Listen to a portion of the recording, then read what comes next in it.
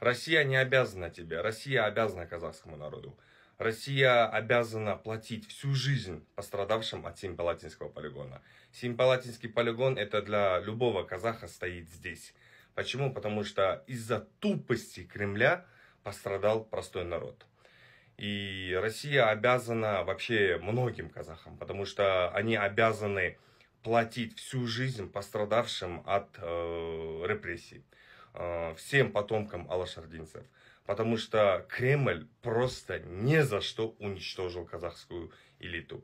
Еще Россия обязана многое рассказать казахскому народу, что они скрывали в истории казахов. Потому что они в свое время запрещали Олжасу Сүлейменова «Азия», да, книгу такую, великую книгу Ильяса Есенберлина «Кушпендлер». Вот. А они, россияне, должны все это рассказать казахскому народу, почему и для чего скрывали.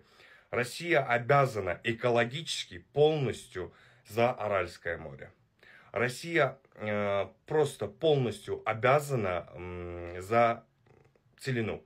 Потому что сам Шаяхметов в свое время бил тревогу.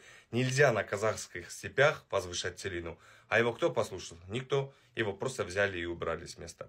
Почему я говорю, Россия обязана? Потому что вы сами говорите, то, что Россия является правопреемником Советского Союза. Так вот, за что вы обязаны? Делайте.